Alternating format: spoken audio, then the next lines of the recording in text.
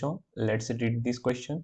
Light of frequency 8 into 10 raised to the power 15 Hz is incident on a substance of photoelectric work function 6.125 electron volt. The maximum kinetic energy of emitted photoelectrons is. So students, इस question में हमसे बोला जा रहा है that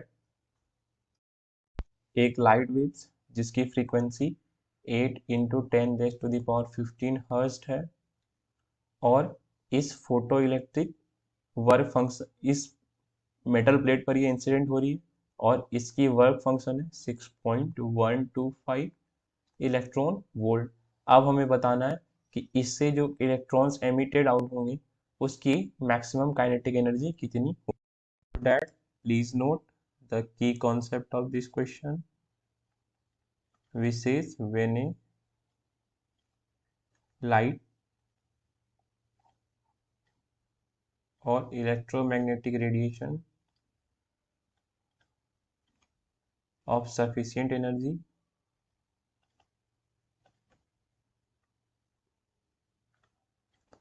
is incident. This is generally incident on a metal surface. So on metal surface, then photoelectrons will be emitted,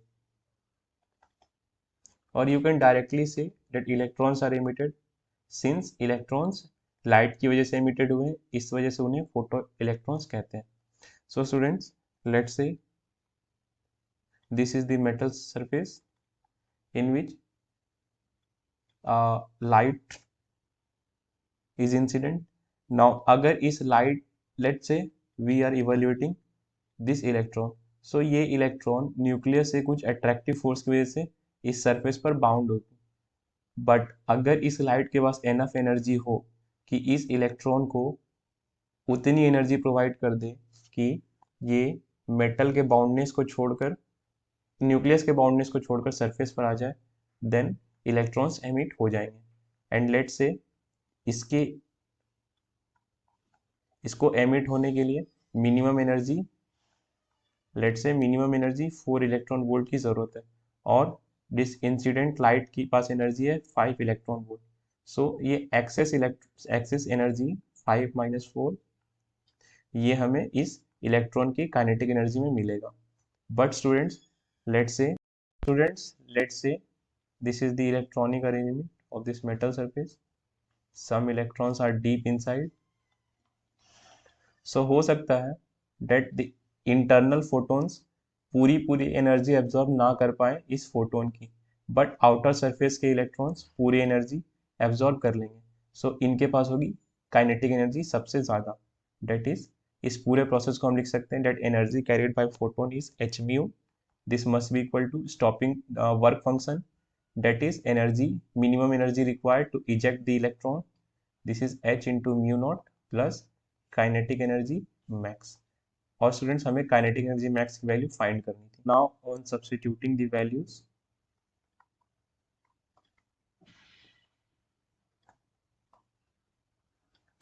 where h represents Planck's constant and its value is 6.625 into 10 raised to the power minus 34 into frequency of this light. This is 8 into 10 raised to the power 15 hertz, and this must be equal to work function h mu naught, and this is 6.125 electron volt plus maximum kinetic energy. So students, ये वाला energy का expression हमें joule में मिल रहा है, सो हमें इसे electron volt में कन्वर्ट करना पड़ेगा. नाउ इसको सॉल्व करने पर हमारे पास जो एनर्जी की वैल्यू आएगी, this will be 33.250 and this is equal to 6.125 electron volt plus kinetic energy max. So maximum kinetic energy की वैल्यू यहाँ से आएगी सब्ट्रैक्ट होने के बाद 27.125, which is nearly equal to 27 electron volt, and it matches with option C of this question. So I hope आपको ये concept समझ आए स्टूडेंट्स. Thank you.